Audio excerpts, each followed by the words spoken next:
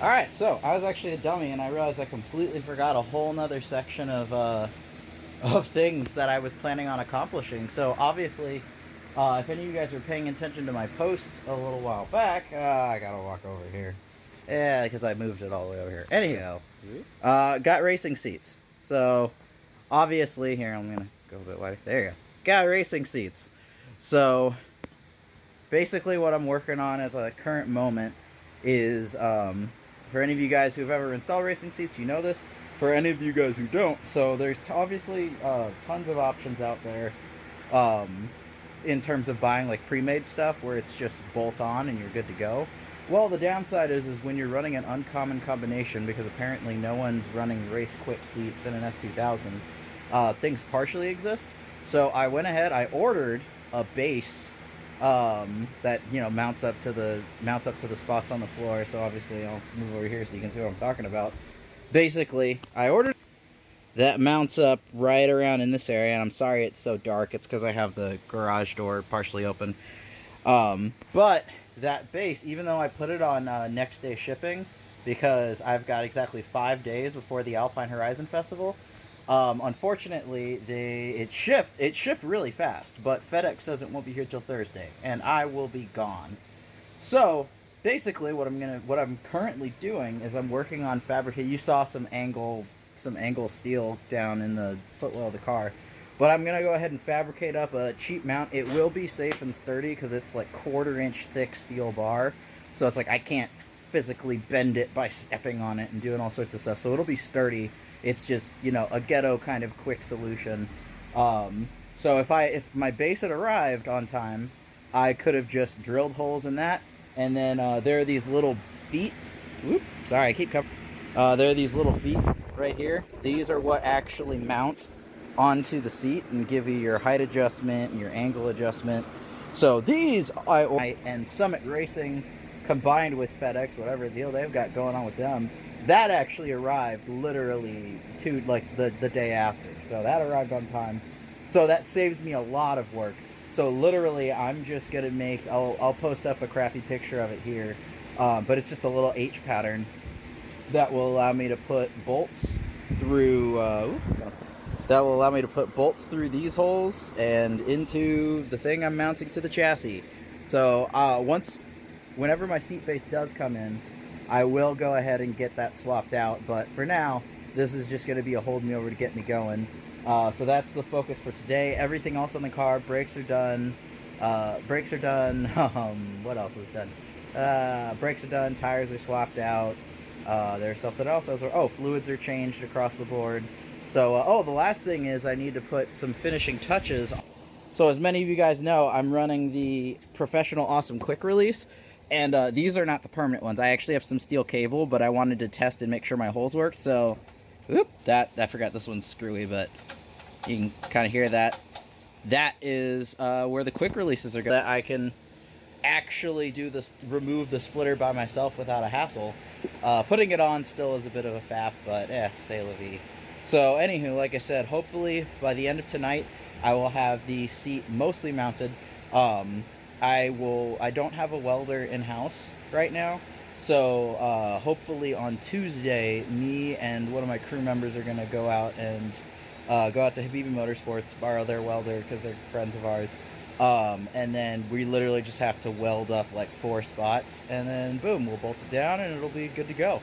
So some other fun things, obviously. So right now, just to make sure, I've always done things kind of ghetto and by eyeball in the past. So I decided to upgrade this time around just because it's safety related.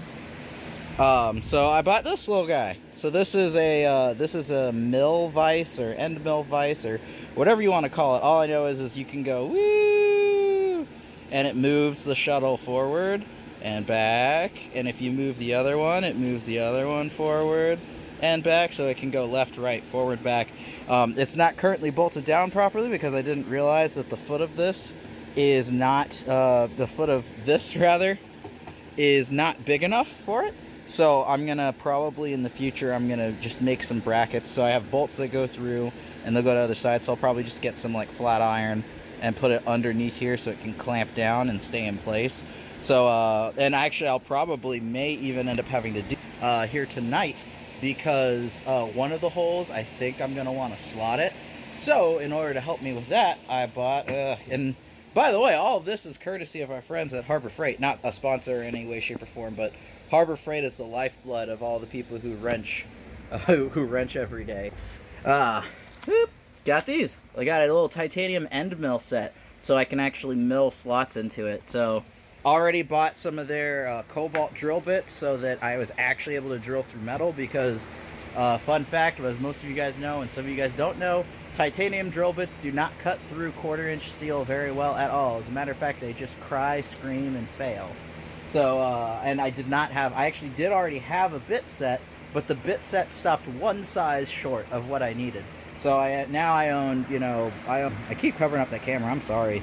But now I own, this is my new Harbor Freight Cobalt. These are my titaniums with tons of missing ones because they all broke. And then I got my Milwaukee ones over there, which are also Cobalt. So I've got plenty of Cobalt bits now.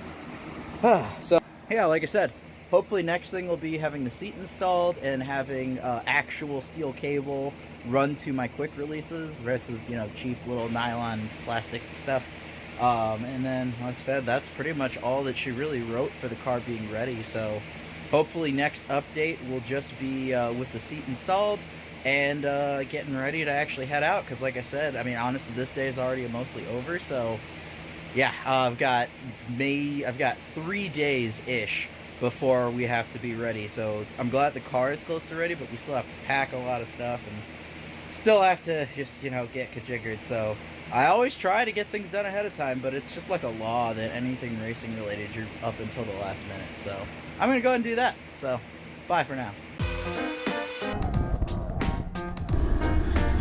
time. That's better. Whoa.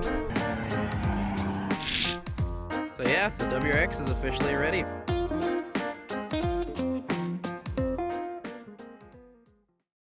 Alright, so it is another beautiful day. So the good news is that I went ahead and I said F it. I bought a cute little Hobart MIG machine, this little guy churning over there. The noise that you hear is right now. So not an amazing welder, but it's actually pretty solid, because I think that's actually the same welder that we used when you helped me with the wide body. It's a we used Lincoln version, but yeah. Really? I thought that it was no, it was a Hobart. It was a Hobart. I'm almost certain it was a Hobart. John was bought his welder when he selling. Oh no, not Ahmed's. When we did the wide body on the ST Kick, that was one that we borrowed from Trevor. And that, did you borrow it? Crap. Never mind then. Okay, so yeah, you were 100% right. Never mind. Oh, shows how good my memory is. But yeah, so anywho, so today what we're gonna go and do is so I went and bought the welder, so that way we don't have to measure everything perfectly and then weld it up and hope everything works. We're actually going to tack everything up in place where it's at in the car right here at my house. So yeah, that's going to be fun. We're just going to go ahead and we're going to do that.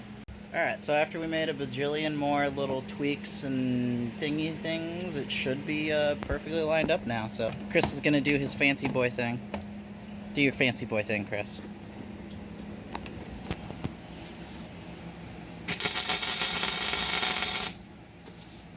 No fire. Sorry, carpet. It's okay, I promise I love you. Not really.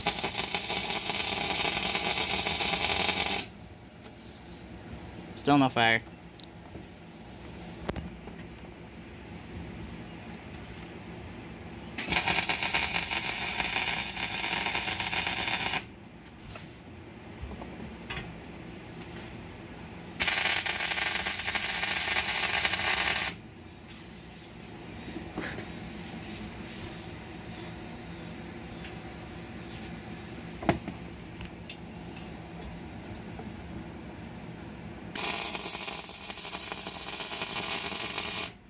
I just realized the best way to watch someone weld is through a camera, because you can look at it without the little face shield on.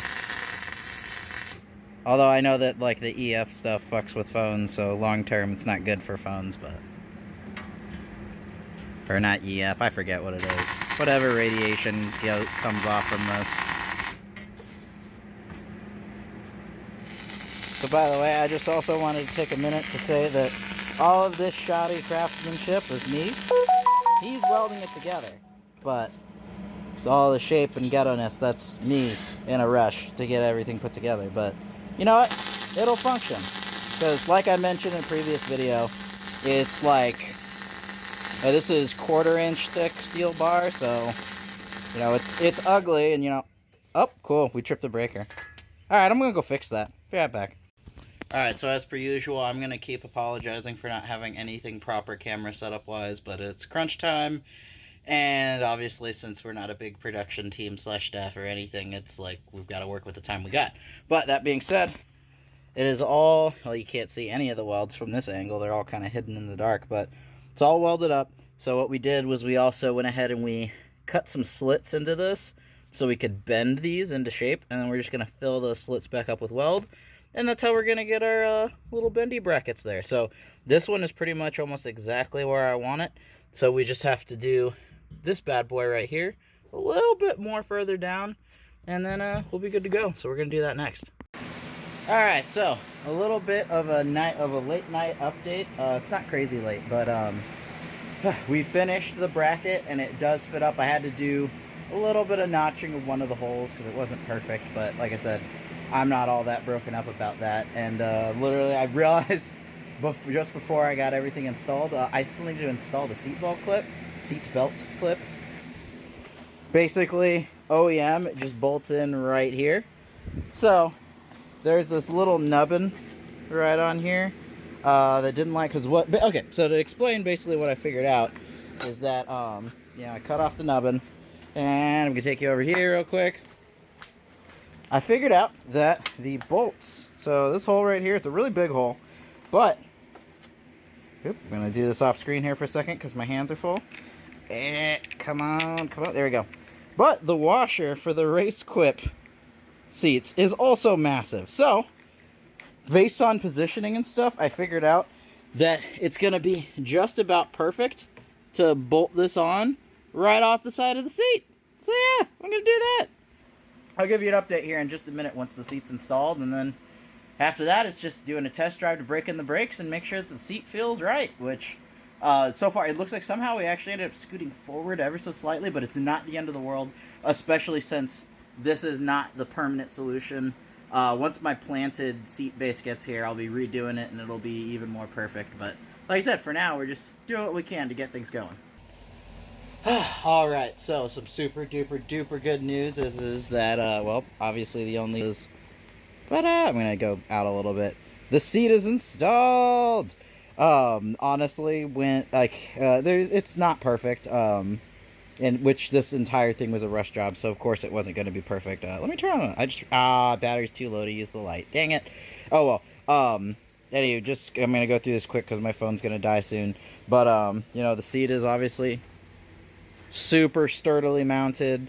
Thanks again, huge thanks to Chris for helping me get everything welded up. It was really funny because I realized we forgot to weld on a tabby tab for the seat belt, but as you can see, it's still kind of in its factory location because I had a bit of a Jimmy Neutron brain blast kind of thing, and basically I just bolted it into one of the side bolts there. Cause like I said, or no, that's never mind. I just read. God, see, this is what happens when you're tired. I already told you guys about that as being my solution. But obviously you can see how like nearly borderline OEM that ends up fitting in when you do it that way. So I'm super duper happy. The positioning is maybe like 3 to 5 millimeters further forward than I would like, which is completely negligible, especially since I'm not like daily. Well, I drive it for fun all the time, but I'm not daily driving it and having to deal with that. And also the other thing is I did the true test, which is that I tried to sit in it with my helmet on, which I realized I hadn't done this entire time, and that could have been a huge headache. But super duper lucked out. It's like perfect. Like, dude, I can't, like, and I can say this now that the project is over. So many things I've half-assed have gone like exactly as they needed to. So the seat's installed, the car is ready to go.